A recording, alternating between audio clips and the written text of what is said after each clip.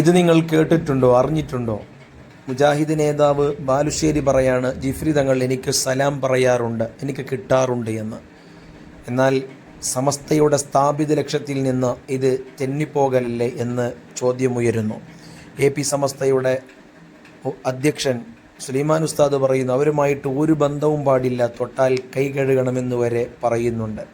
അതാണ് സമസ്തയുടെ സ്ഥാപിത ലക്ഷ്യവും സമസ്ത പിളർപ്പിലേക്ക് എത്താനുള്ള കാരണവും. ആ വിഷയം ഒന്നും കൂടി കേട്ടു നോക്കുക. നിങ്ങൾ അറിഞ്ഞിട്ടുണ്ടോ? ജിഫ്രി മുത്തുക്കോയ തങ്ങളും ഞാൻ അധികവും കാണുന്ന ട്രെയിനിൽ വളരെ ഉഷാറാ എന്നെ മാടി വിളിച്ച് സലാം പറയുന്ന ആളാണ് ജിഫ്രി മുത്തുക്കോയ തങ്ങള്. കഴിഞ്ഞ ആഴ്ച ഞങ്ങൾ ഒന്നിച്ചു പോയപ്പോ എന്നോട് നിങ്ങൾ എങ്ങോട്ടാണ്? ഞാൻ കടലുണ്ടിൽ ഇറങ്ങും, വേണമെങ്കിൽ നിങ്ങൾ ഇവിടെ ഇരുന്നോളി നിന്നോട് മനുഷ്യൻ പറഞ്ഞ അത്ര സാധു. ജമാഅത്ത് ഇസ്ലാമിക്കാരായിട്ടൊക്കെ നമ്മൾ ദീനീപരമായ കാര്യങ്ങളിൽ അവരുമായുള്ളതായ മുവാലാത്ത് അതില്ലാന്നാ.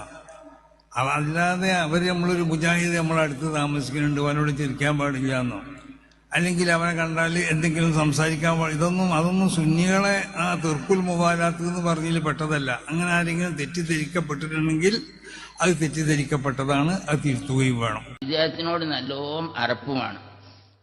വിദേഹത്ത് മുഴുവൻ വരാരത്താണ്. വിദേഹത്ത് എന്ന് പറഞ്ഞാൽ വിദേഹത്തെ കൈ പിടിച്ചാൽ കൈ കഴുകണം, അത്രയും വിഷമാണത്. വിഷം തൊട്ടാൽ നമ്മൾ തിന്നണേ കയ്യകണ്ടേ എന്ന് പറഞ്ഞാൽ ഓരോ തൊട്ടാൽ കയ്യകണം. അത് ഒരിക്കലും പാടില്ല. നമ്മളെ ഈമാന് വിഷം തൊട്ടാൽ മരിച്ചുള്ളൂ, ഇത് ചാവും. ഇത് വിദേഹത്തിന് തൊട്ടാൽ ആ വിഷം കൊണ്ട് ചത്തുപോകും, മരിക്കല്ല. അപ്പൊ അതുകൊണ്ട് വിദേഹത്തിനോട് നല്ല വെറുപ്പ് വേണം, കുറഞ്ഞ വെറുപ്പൊന്നും പോരാ. മുജാഹിദുകളുമായിട്ടോ ജമാഅത്ത് ഇസ്ലാമിക്ക